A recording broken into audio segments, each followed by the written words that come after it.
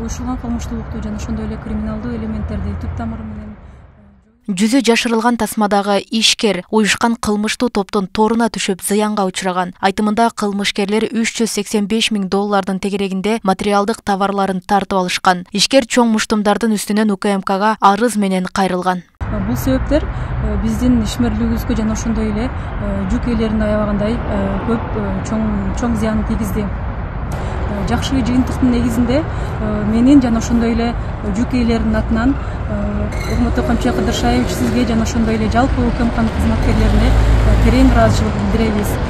Жыйынтыгында мыйзамдагы ууру Камчы Көлбаевдин уюшкан кылмыштуу тобунун мүчөлөрү кармалган. Текшерүүнүн жүрүшүндө кылмыштуу топ көп жылдар бою ишкерлерден жана кыргызстандыктардан Кытайдан экспорттолгон жүктөрдү жана эл керектеген товарларды мыйзамсыз тартып алып турушканы белгилүү болгон. Булардын ичинде жаза аткаруу кызматынын түзөтүү мекемелеринде жаткан кылмышкерлер да бар. Bundan кийин андай кылмыштарга барбай турган чараларды көрүш керек. Мүмкүн болсо ошолордун бардыгын ачыкка чыгарыш керек. Коомчулук биле турган кылыпчы.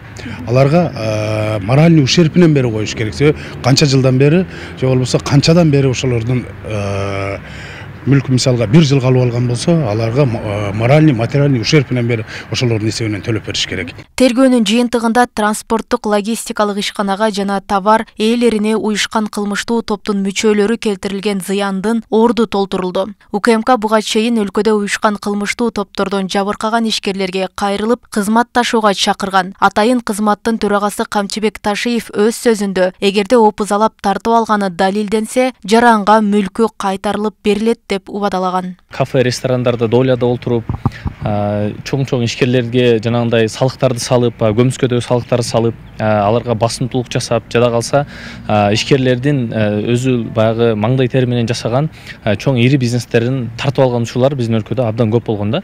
Анан акыркы мезгилдеги биздин мамлекеттеги бул күрөш мен абдан мындай мактоого аларлык деп айтам. Бул мен ойлойт элем, ушул жумуш менен күрөшүп аткан адамдар өзүнүн балким үй бүлөсүнүн өмүрүн да тобокелчиликке да салган учурлар болуп атат деп ойлойм. Себеби криминалдан ар кандай мындай көрүнүштөр күтсө болот да. Ошондуктан мен буну абдан баалайм. Мен ойлойм, ушул өнөкөттөн кийин биздин Кыргызстандагы ишкерлерге болгон мындай ишкерлердин мындай дымагы күчөйт. Ошондой эле учурда Кыримтөбөл Камчы Көлбаевдин уюшкан кылмыштуу тобунун мүчөлөрүн каржылап, кылмыштуу кирешелерди легалдаштыруу менен алектенген деген айып менен Бишкек шаарындагы Сум Айчүрөк соода борборунун ээси Анвар Габбазовго сыртынан айып тагылып, эл аралык издөө жарыяланды. Роза Акматжан кызы, Дилбек Абдакимов, Ош ТВ.